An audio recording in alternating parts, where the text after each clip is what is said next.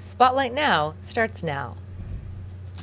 You're watching Spotlight Now with Ryan Kalei-Suchi and Yunji Denise on Hawaii News Now. Have questions or comments for our guests? Join the conversation in our Facebook live stream. Spotlight Now, where Hawaii comes to talk.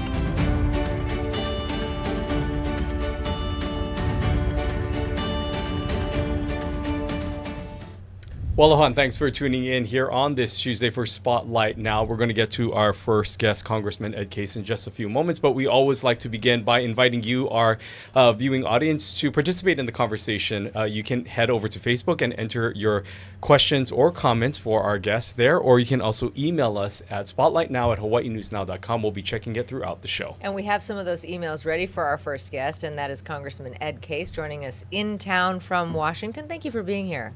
Aloha. Believe me, it's really nice to be home for a little while, and it's nice to be back with you here. It's great to see you, and we have so much to unpack today, but I want to start with the after effects of the government shutdown. That really exposed the vulnerability of Hawaii and just how reliant we are on those federal dollars. What sort of stands out to you about that experience for our state? Well, first of all, it was absolutely an unnecessary, tragic government shutdown. Never should have happened. Was very, very solvable throughout.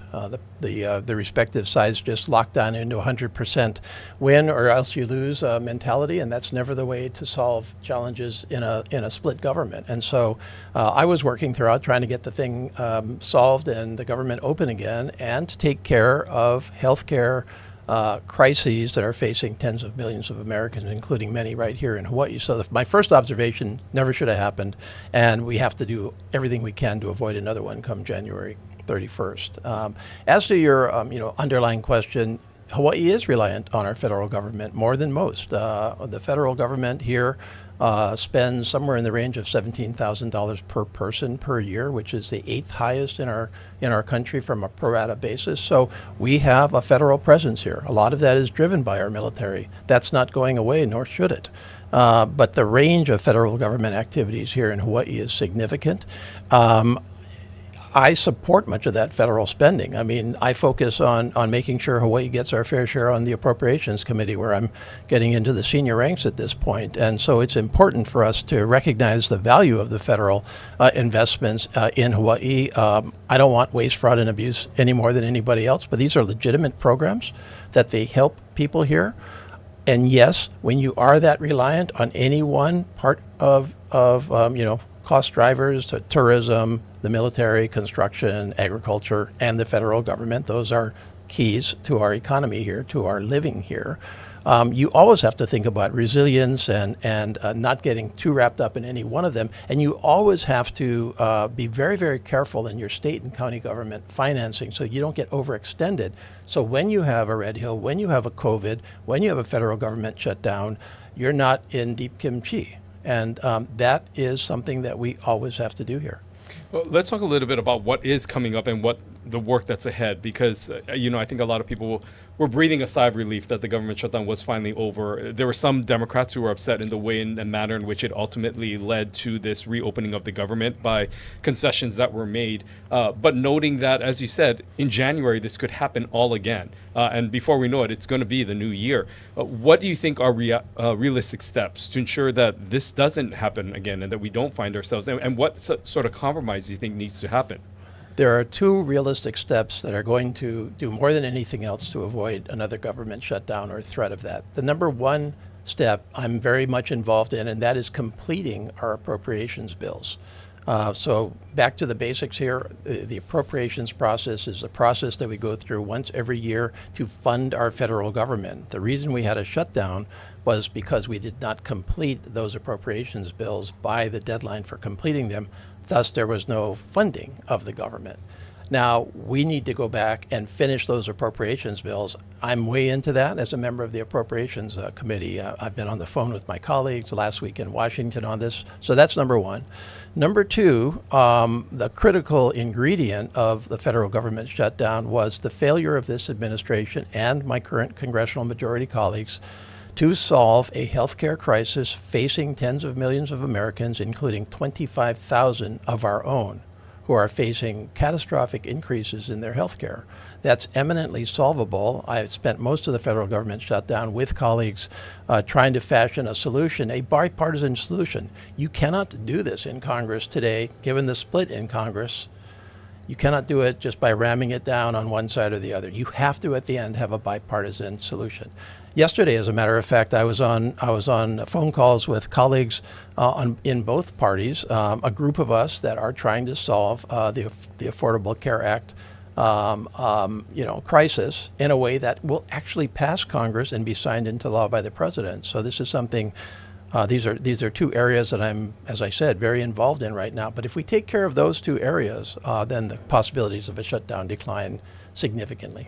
Given the gridlock and sort of the the difficulties that we saw, do you think that it is possible to find consensus on the issues that you're talking about? It's possible. It is harder than it used to be. There's a lot of consensus that actually happens in Congress, kind of, outside of the glare of the 24-hour news cycle, the social media. I certainly work where I can. Now, I accept that there are going to be partisan differences where we are going to disagree as a party with the other party. These are matters of big picture policy for our country. Should we get rid of supplemental nutrition assistance, or SNAP? Well, the one party thinks we should significantly curb it. I'm in the party that doesn't. That's a partisan issue. That one's hard to really solve. You just have to let the democratic process make the decision. But there's a whole range of issues out there where there is a middle ground if you are willing and able to go out there and do that. I am part of a group called the Problem Solvers in the U.S. House, and I'm vice chair of the Problem Solvers, as a matter of fact. That is equally made up of R's and D's, and we look for solutions where we can. We don't agree on everything. We didn't agree on the shutdown, but we are working to try to solve some of these big picture issues, such as the Affordable Care Act, such as the federal deficit, such as reforms in our energy policies, foreign affairs. And so there is a nucleus there, but it's harder to maintain it because the extremes of both parties punish you for it, run people against you in elections for it, and are not motivated. They're motivated by a 100% win or lose scenario. That's not my style. When we're talking about some of these concessions and things that have to be made, and all of this negotiation that happens, a lot of times we take that and we also look at it from a perspective of what's happening here locally. And we saw really the local state government step up during this time of the negotiations that were happening and during the shutdown. The government here, the state government, kicking in money, finding reserves to help cover some of those costs. Do you eventually see a point where the state will have to permanently take over some of these federal subsidies or programs because it realistically looks like the federal government is not going to be a reliable source of this? And where do you find that synergy, I guess, with the local state government to have these conversations with the governor, with the legislature, to look at ways in which the state may have to fill some of these gaps? Well, I've been having these conversations with the governor and with our state legislators for a long time now, and I went to them right after President Trump was elected in November. I had personal meetings with the governor. I went to the caucuses in the state legislature, both caucuses, both sides, and gave them a briefing of what to prepare for, what to expect. That they should expect that there would be movements towards significant reductions in federal funding for non-defense parts of our economy, and that they should start to budget very, very cautiously, that they should develop alternative sources of revenue, and that they needed to make decisions themselves about, okay, what programs can we continue on with, where the federal government has been the anchor of those programs. At some point, if the federal government's not going to do that, then the state has to make a call as to whether they're going to do it permanently or not do it. And they're going through those decisions. Now, what we don't know here is we're in an administration which is significantly focused on significant widespread reductions across the board in the federal government. I don't think most of the American people support that level of reduction in federal assistance in federal programs. And I don't think that it is sustainable what they've been doing for the first 10 months, or 11 now, over time. And so it's too early for me to say whether this is a permanent state of affairs or whether we will see over time a stabilization of federal funding to Hawaii at roughly the same levels that we have had today. Again, my view of it is federal dollars, as long as they're not wasteful, fraudulent, or abusive, and as long as they're focused on core functions of government, things we really need, and that we should provide for across the country as opposed to leaving it to the states. I believe that that's a legitimate thing for me to appropriate to, and I spend my days in the Appropriations Committee trying to make sure our Hawaii is funded by our federal government. That is my job. The governor on this program has said that by his estimation, between the tariffs, what are the three areas? I want to make sure that I get it right. The shutdown, the tariffs, the federal cuts and changes in priorities has resulted in a $3 billion loss to our state. Do you think that his math is correct on that? It's in the range. I mean, you can probably spend a long time analyzing this, but he is correct that we have seen really a triple whammy of events that have occurred in the Trump administration here. We have seen significant reductions in federal spending, which has resulted in at least hundreds of millions of dollars lost to the state and counties and nonprofits, by the way, because these monies flow to the state, which then distributes them. These monies flow to the counties, which then distributes them, and sometimes it flows directly to nonprofits. And that money has been reduced. Whether it's going to be permanently reduced, I don't know yet. I certainly don't think it should be reduced to the levels that it is, and I fight every day to make sure that that doesn't happen. The tariffs have had a really significant impact on our Hawaii. One of the things I've done this year that has been one of the best things I've done ever in my political career is to, when I come home and I have a week, right? Standard week would be a lot of office meetings and a lot of kind of specific outreaches. And so earlier this year I said, you know what, forget that. I just want to get out of my office and walk and talk to people wherever I find them, unscripted, unplanned. And so I've done this 3 times now, 3 weeks this year. I call them walk stories. So they're talk stories, but I'm doing the walking. And I've done residential neighborhoods and businesses. Well, the most recent one I did was walk story number 3 was through our small business industrial areas. So I did one day in Kapahulu, one day in Sand Island Industrial, one day in Mapunapuna, one day in Airport Industrial, and you get the point. And I walked through hundreds and hundreds of businesses, and I asked them, how are the tariffs impacting you? And the impact of those is far broader, far more sweeping, sometimes far more hidden than you would realize. That, of course, is compounded because a lot of those imported goods don't come straight here. They go to the continent, and then they turn around and come down here on exorbitantly high shipping rates, which is a whole nother story as well. So the tariffs are a major driver. I have been dedicated to reasserting congressional control over tariffs, because that's our job, is to run tariffs.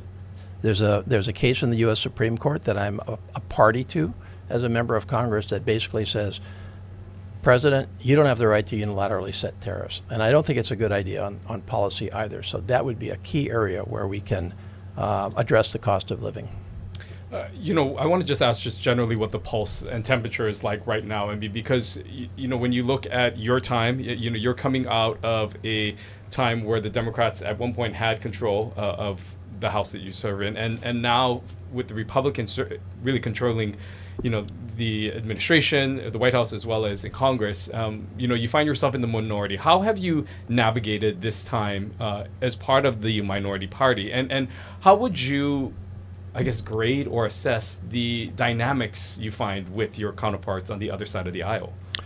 Well, first of all, I'm in my 11th year in Congress at this point. I have served in a majority and minority from a president perspective, majority and minority from a House perspective, majority and minority from a Senate perspective. I've had every single combination there is out there at this point. And there's some things that are really very constant throughout. Now, I prefer that I'm in a triple majority and I'm, chairing a subcommittee or whatever it might be. And our agenda is being advanced. That's not the way our government has worked. We have a division in our country right now. The majorities are swinging back and forth as our country sorts out really the direction that we want to go in the next generation. This is a generational decision for our country. Are we going to continue to participate in the world? Are we going to withdraw to Fortress America and pretend that, the rest of the world doesn't matter? Are we going to continue federal support for the social safety net? Are we going to take federal support away? These are big picture questions that we're all deciding at this point. What I found, though, is constant throughout is hard work, knowledge of the system, experience, relationships. Very important. A lot of what I do in Washington is based on relationships. And this comes in really, really handy on sometimes. For example, when Red Hill happened, it was relationships that got us the first $1 billion. They took our word for it. I'm talking about the delegation, that we needed it immediately. So those things are true, majority, minority. They go on, and you've got to know how to navigate whatever the situation is you have. 'Cause Hawaii is a very, very small fish in a very big pond. If you don't know what you're doing, you're just going to get lost.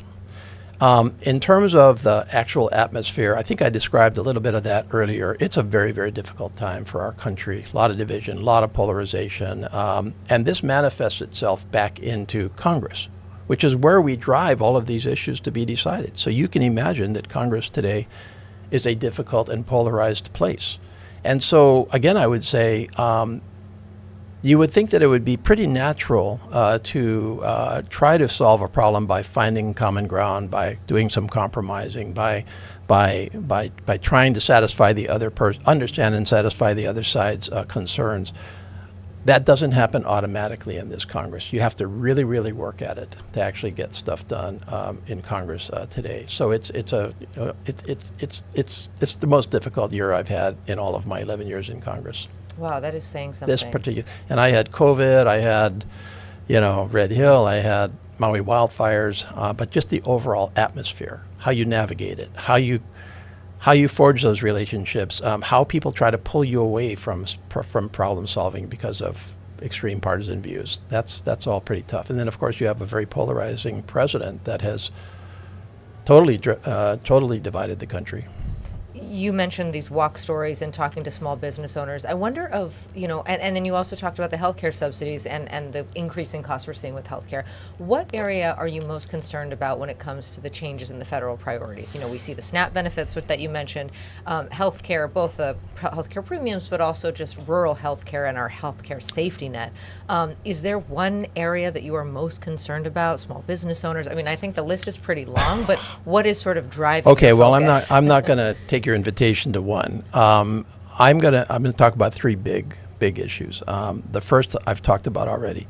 Can we overcome deep division, deep polarization, to find the change that is necessary to advance our country forward in a way that will continue really what I think has been a remarkable country in many ways, and we're celebrating 250 years next year.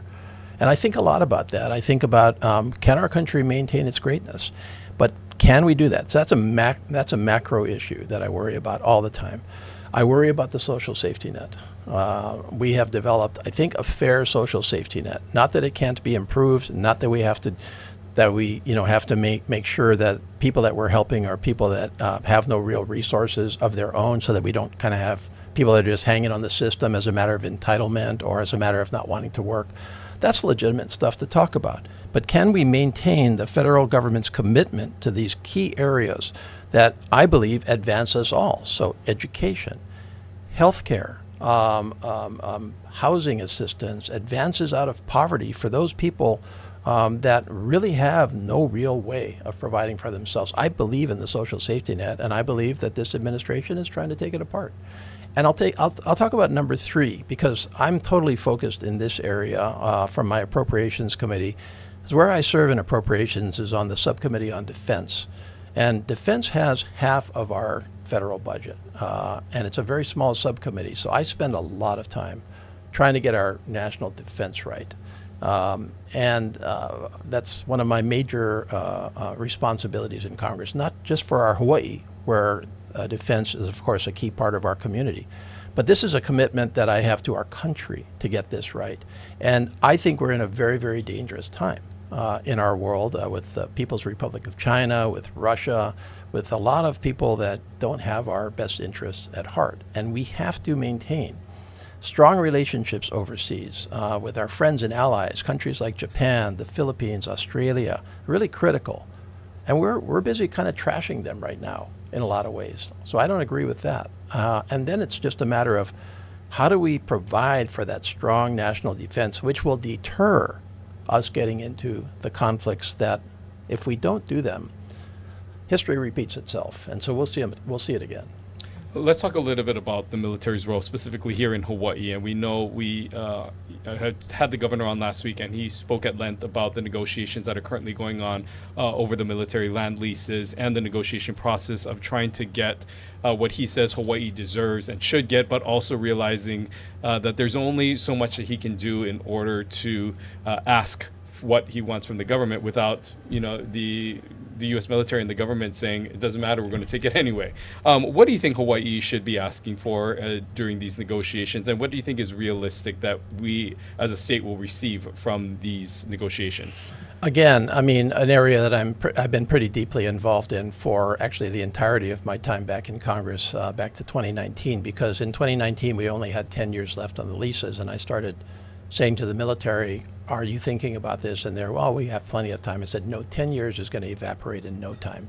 This is where we need to go. So I've funded these efforts through appropriations all of these years, kind of very quietly, but some of the efforts to do very simple things like actually inventory the lands that you have, actually develop the community connectiveness and relationships that will assist in a negotiation.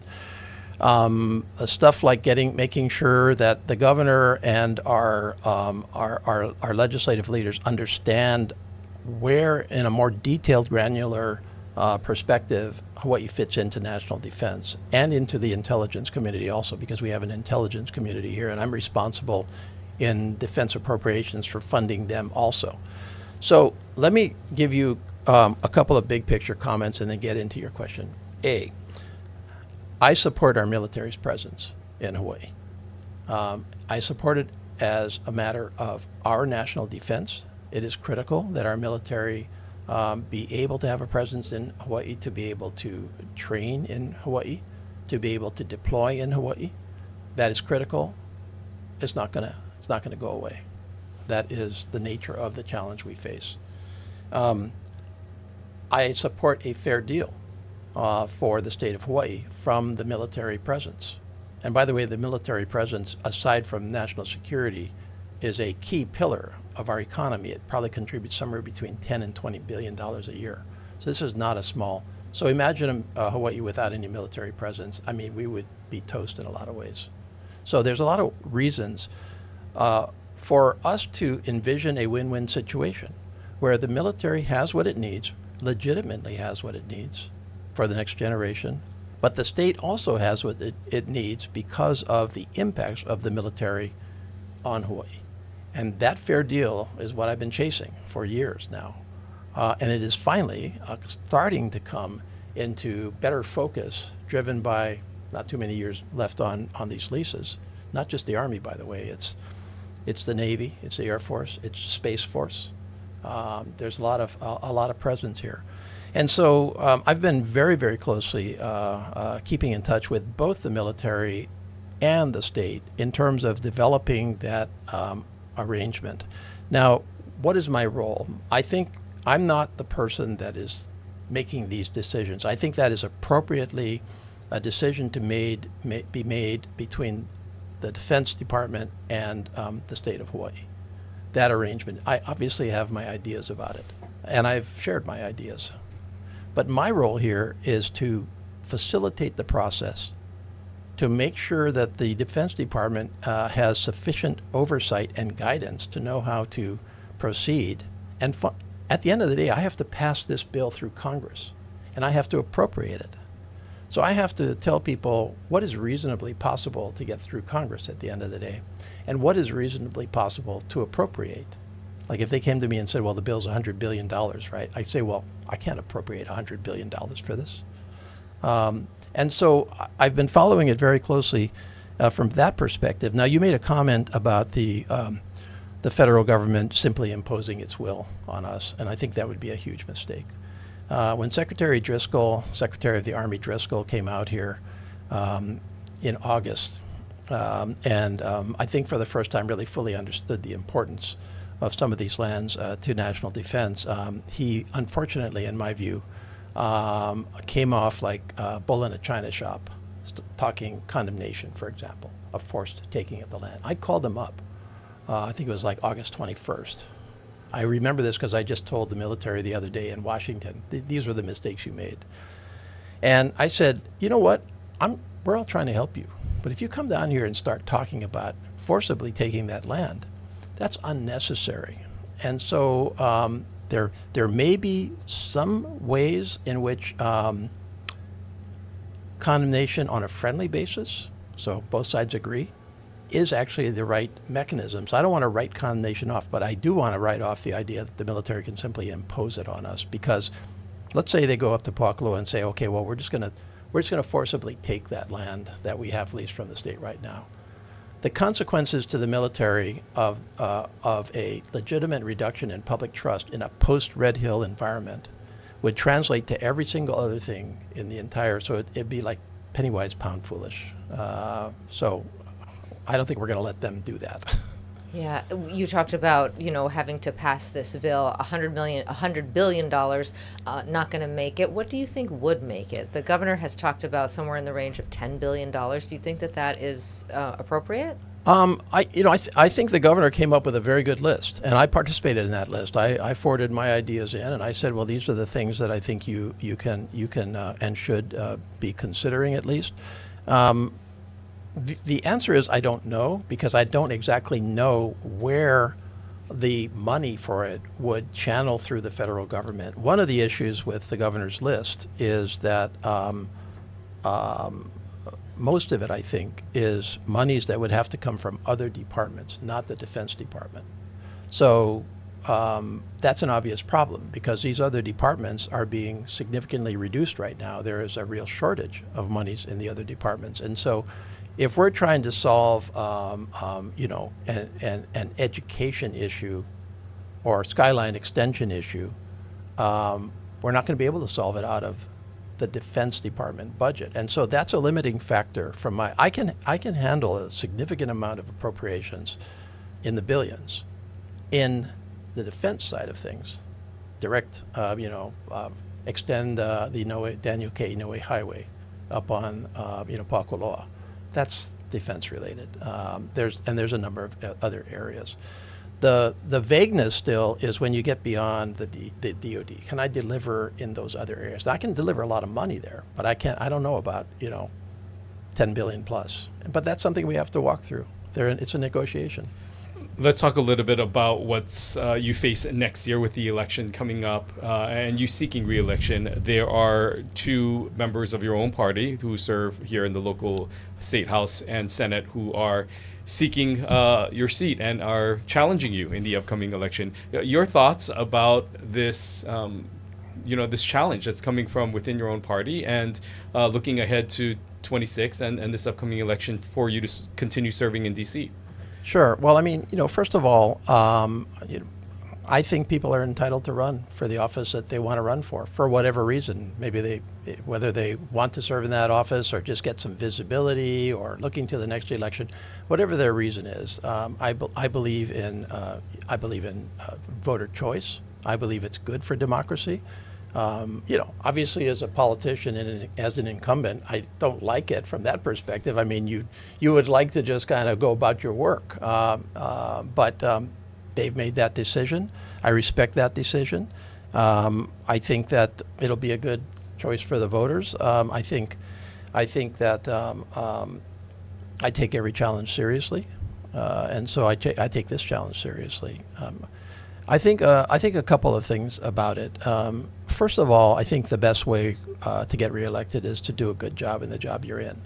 And so I'm going to keep doing my job, regardless of whether somebody runs against me or not. And second, I think that, if I were to sum it up, it would be something like experience, leadership, results. At the end of the day, results matter.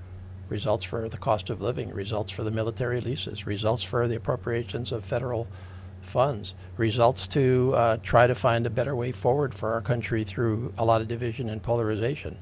And I think that those results are things that I've already demonstrated on a yearly basis in Congress, as well as crises such as Red Hill, COVID, where we brought billions of dollars into the state, and of course the Maui wildfire. That was critical. And so I've also definitely focused on kind of the, again, I would say year-to-year funding and maximizing that across the board, as well as just navigating, issues for the state in Washington. And again, those come from seniority, experience, relationships, know-how, hard work. And so I'm going to offer that to the voters, and that is my pitch. I've been doing this. I've got plenty of focus on effecting the change that our country needs to find a better way forward. I've got, I'm gonna keep doing my walk stories. I'm gonna keep keeping in touch with everybody. I hope that the voters will value all of that. But again, it's up to them. Both of those candidates, we're talking about Jarrett Keohokalole and Della Albaladi, are more politically progressive, more to the left than I would think that you would even characterize yourself. The criticism has been that you're too willing to work with Republicans, and that, on certain issues like the voter ID law, that you voted along with Republicans as opposed to sticking with your party. I mean, how do you answer that? How do you characterize your own politics? What kind of a Democrat do you consider yourself? I consider myself to be a moderate independent Democrat. I consider myself on the political spectrum. If I was in another country, I would be moderate left. I hate these labels because if you take a look at my actual voting record, my actual positions, I'm as liberal as they come in some areas, many areas, as a matter of fact. And I get rated consistently 100%. Or close to 100% by constituencies that you would think would be, classically Democratic. For example, on labor issues, I get rated at 98%, 100% every year. My environmental record is 100%. My civil rights record, same thing. And so I chafe at the labeling. I do think that when it comes to the social issues, the right of a woman to choose, where I'm rated 100%. I'm pretty darn liberal on those issues. But when it starts to get into, some of the foreign policy areas, I'm pretty realistic about the world as it is and how we have to provide for the national defense. Not all Democrats feel that way. And then when you talk about business and fiscal issues, I mean, I've been in the business community for decades. I know how to run a company, and I focus very much and am very much concerned about fiscal issues, and that's not always true of Democrats. I think you're correct to say that my opponents do represent the extreme part of my political spectrum. They're way off to the left of me, and if you take a look at the people that are supporting them, those are the folks that will brook absolutely no conversation with the other party. It's kind of their way or the highway.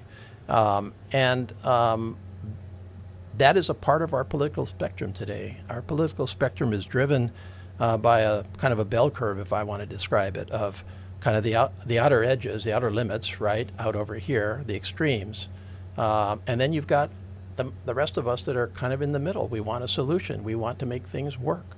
We don't believe in extreme positions. And so I think that will be a lot of the choice for the voters is, well, do you want this kind of extreme far left, version of inexperienced politician in Washington? I don't know how anybody can argue that's going to be effective.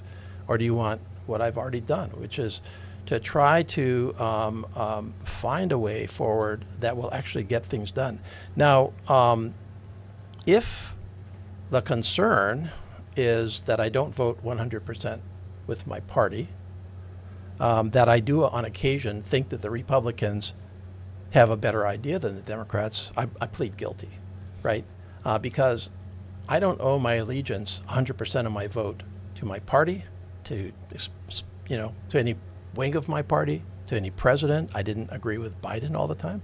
I certainly don't agree with Trump.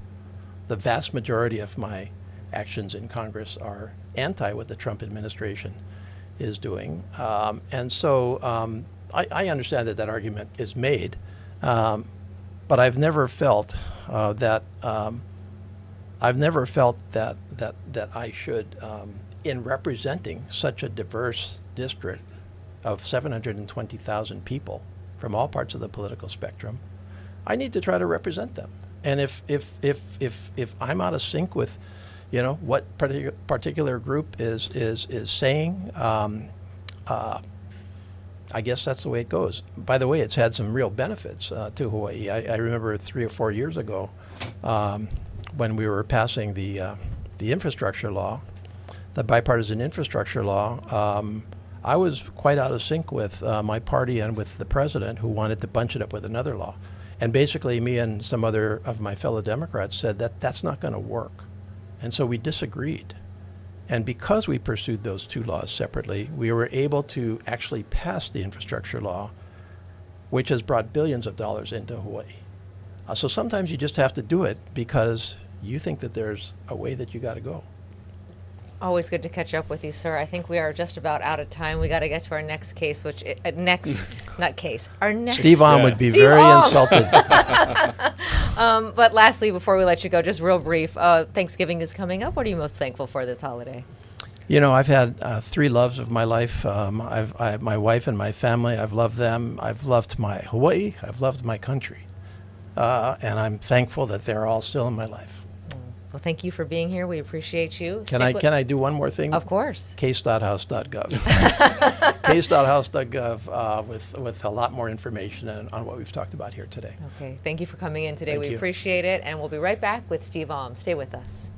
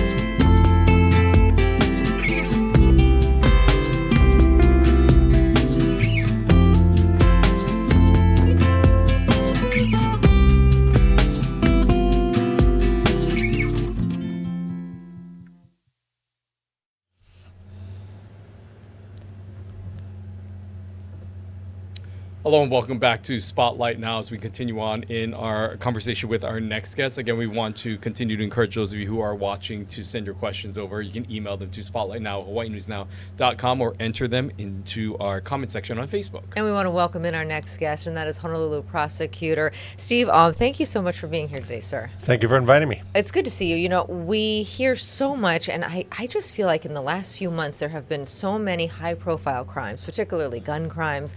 And I know we're going to talk about the west side of Oahu specifically, but generally, how are we doing when it comes to public safety? You know, overall, I think it's good news. Crime is down in almost every category. You know, but at the same time, people's perceptions are that it's high. And I think part of it, when I look at it, is I think there's a lot of social disorder out there, whether it's homeless folks, and it's not fair, but some people think all homeless people are criminals.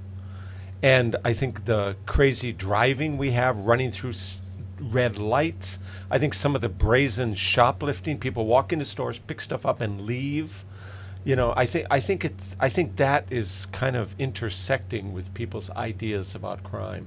Because crime has been going, even gun crimes, they're no more than last year. In fact, they're down a little bit.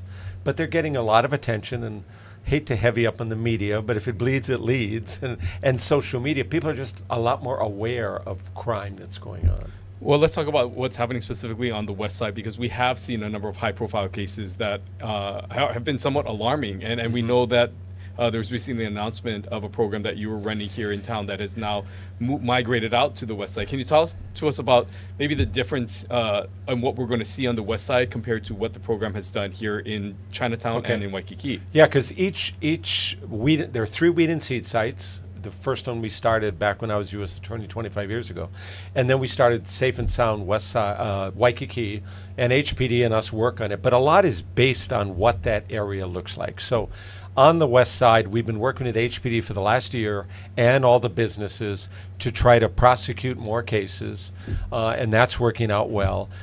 Now we're going to be working with the schools on trying to work with young people about not responding quickly. If a guy's walking down the street toward you with a scowl on his face, don't assume it's aimed at you. He could have just gotten a ticket or otherwise. But it's this fast-thinking, impulsive stuff that we're trying to work on.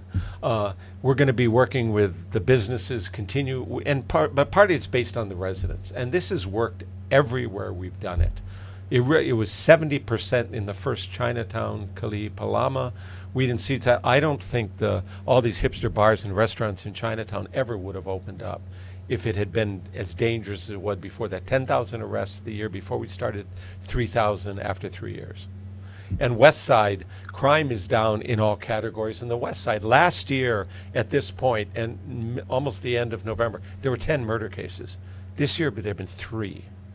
So, but the perception is still there. So part of it is educating people about it, but partly it's getting out there, working with the community. If there's a horrific incident, it's trying to get counseling there right away and trying to work with them. So it's all based on what the residents and the businesses in the area need. Okay, this might be a perception issue as well, but I want to bring in this question from Courtney, and thanks, Courtney, for writing in, who says, is there a flaw in the system, or is it simply the law? There are criminals with multiple arrests and convictions committing crimes out in the community. Each crime gets more serious: murder, hit and run, standoff, etc. Is there a flaw in the justice system, or that's just the way the law is and these criminals have the legal right to be out free and commit more crimes? Well, I think a number of people that have a lot of priors have done a lot of time. It's just that when they get out, they commit another crime. And as a judge, I was the toughest sentencer in the courthouse. And I wish my colleagues would be a little tougher in sentencing too, because it doesn't have to be a mandatory prison time in order to send somebody to prison. You know, if people are violent or dangerous, they should go to prison. But we got to make the probation system work better, because it's like women, almost no women go to prison at original sentencing because they tend not to commit the armed robberies or the murders or the sex assault in the first degree. They get put on probation. But the felony probation system doesn't work really well. So I'm trying to work with them on bringing Hope Probation back, which has a great record of being successful. And we've got 3 times as many people on felony probation as are in prison. So you got to make that system work right. I want to also ask and talk a little bit about just the relationship between your office and HPD. We know that this is an important relationship, and you obviously will have to work with HPD. And we've seen at times in the past before your time where maybe these two entities saw things a little bit differently from time to time. Now that HPD is now being led by an interim chief and Chief Vanek, how is your relationship with the interim chief, and would you support him in a permanent role into this position? The relationship is excellent, and Roddy Vanek is a really smart guy. He was head of their IT section before. He brought in the body-worn camera. He's been very assertive. Our office meets with detectives every day. They're the partners that we're doing all this stuff with. So the more we can do with them, the better. I think Chief Vanek would be an excellent police chief. I would fully support him becoming the full-time permanent chief. One of the things that he talked about when he was on this program is the experimental or I would say pilot program use of artificial intelligence, that there is software that goes along with the body cameras that he brought in that would then basically take the transcript of that and create a police report, saving the police officer time. That report then gets turned over to your office and you decide whether or not to charge. Like, what are your thoughts about the integration of AI into these systems, especially when it comes to prosecuting people? Well, I think they're doing the right thing by having a pilot project, because what I've seen on the mainland is in some places they like it, they're continuing on with it. In others they tried it and said, we don't want to do this. So they have to see how accurate the transcription is, and then it's the police chief and the rest of the command showing, exerting the kind of leadership they need to make sure the officers are taking a very close look at what was transcribed, make sure it was accurate, and then adjusting it. But they do spend a lot of their time writing police reports. And if that can be shortened but kept accurate, we're fine with it. And I think we'll work with them on it. It's hard to believe, but we are about a month or a little over a month away from the start of another legislative session. And we know that oftentimes there are things that maybe are being introduced that you may not agree with. One of the things that continues to come up every year, for instance, is the legalization of marijuana. And we know that you've spoken out against that. Yeah. What are, besides that issue, and what are some things that may be coming through the pipeline this legislative session that you've heard about, that maybe you've discussed with leadership, that either concerns you or something that you are going to be working on this legislative session? Okay, apart from the commercial marijuana, it's sports bookmaking. That is the scariest thing to me, because a host of, I think 39 states have jumped into it. And yet research from the San Diego Business School shows 96% of the people betting online lose. 4% win, and then they get cut off or bets restricted to $1 or $5. You have no right to be on FanDuels, but they are advertising. You can't watch the World Series or NFL without seeing the advertisements. And I just yesterday watching football or on Sunday, and they're in a bar and they're doing parlay bets, which are you're never going to win that. That's like the three of us. We have to win all three of the bets. And they have things that are called like prop bets, which is like, will the next play be a pass or a run? During March Madness, there were 4,000 abusive or threatening emails or things to the athletes. Why didn't you get as many rebounds tonight as you did last night? And the problem is, like many things, that 80-20 rule, Pareto's law, 20% of the users of any product account for 80% of the action. So what we'd be making some tax money on sports bookmaking are the addicts, and it's lower income folks that are hurt worse than this. I cannot believe the legislature wants to get a bill where 96% of our local folks lose, and they're the addicts. That's an addiction for profit business. I think it's a terrible idea. So part of it is just education and showing some of this to the legislators. I'm curious also, we're about a year away from, or a year passed now since the Eliamanu fireworks incident and the horrific outcomes of that. There were changes now made to the law so that there could be more enforcement on fireworks. We're going to talk to Director Lambert from Department of Law Enforcement about his efforts there. They just did a recent fireworks buyback, but what are your thoughts heading into New Year's Eve about what might be different and enforcement from your end, what you've seen? Well, it's so early, but steps are being taken, and I congratulate Director Lambert. He's been a real leader on this. But we'll see. It's really hard to identify it. You don't want neighbors trying to testify against neighbors. That's a real challenge. But we'll see how the law works. I mean, there have been some changes. We're hoping for the best. I want to ask about just what your overall assessment is in areas of high visibility like Waikiki. There was yet another murder that happened a few weeks back to a visiting visitor here to the islands, and obviously not good for any sort of publicity as we try to get tourists here. What is your assessment of crime in Waikiki specifically, and what you're seeing come through? And if this again is one of those instances where it was a horrible crime that made headlines, but what is the situation like now in these areas of Lake Waikiki? That's why the first three weed and seed sites were Kuleipalama Chinatown, Eva Eva Beach, Waipahu. And so we finally brought the strategy to Waikiki, working with HPD, identifying crime is down about 30%. You're always going to have some crime there. It's this mix of locals, tourists, military, bars, and the like. People, I think they know, but there have always been horrific crimes.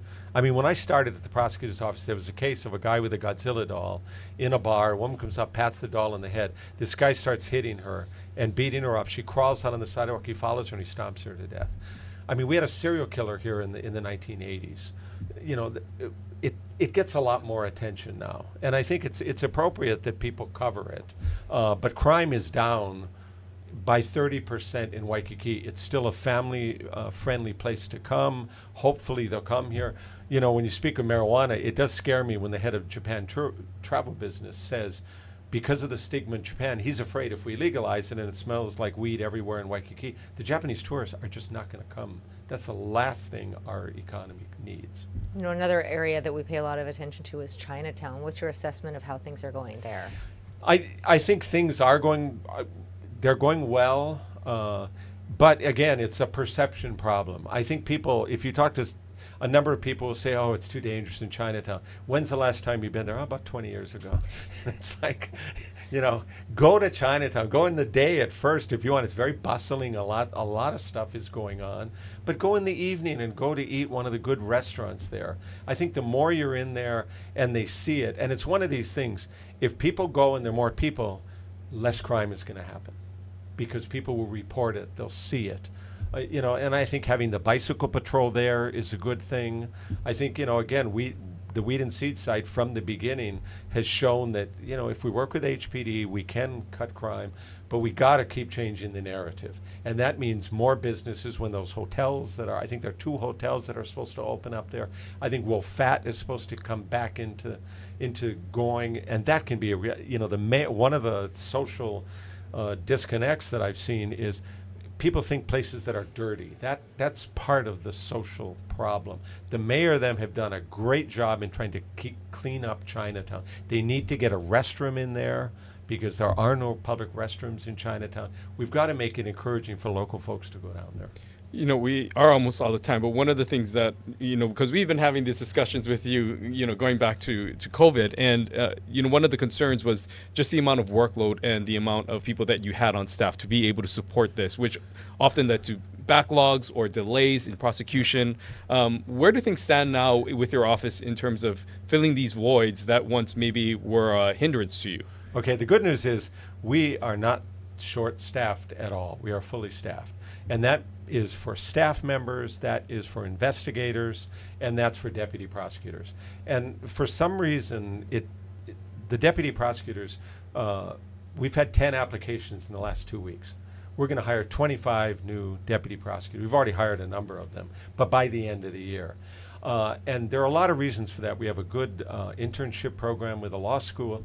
The Supreme Court also approved limited reciprocity. So if you have the bar exam in another state, you can come here to work, but it has to be at a government agency that does criminal law. The other attraction we really have is us and the public defenders here are almost the only place that do a lot of jury trials anymore. In private practice, almost everything's settled, which is great for the clients. The AGs don't do very many jury trials. The neighbor islands don't do as many as we do. So if you want to learn how to be a trial attorney, people know this is the place to come.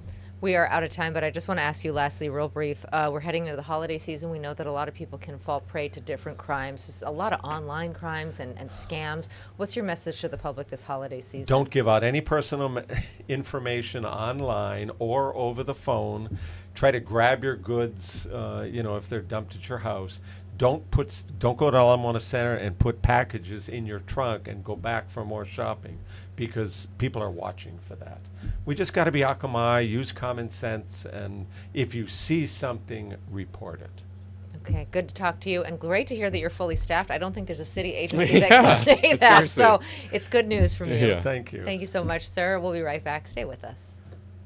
From the moment you wake up. Hawaii News Now brings you the stories that impact your day. With more on the breaking news, we go live to Casey Lund. Ready with the push alert? I'm going live. We have an update to the breaking news we brought you this morning on Sunrise. Okay, guys, as soon as this wraps, toss him a hat. And we've been covering this story all day. Now we go live to Mahia for a new development. Stand by for breaking news. They just captured the suspect. That's confirmed? Yes, sources just confirmed it. The news you need the moment it breaks. Here on Hawaii News Now.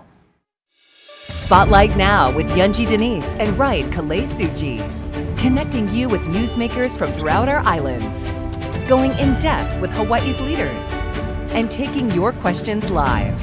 Spotlight Now, where Hawaii comes to talk.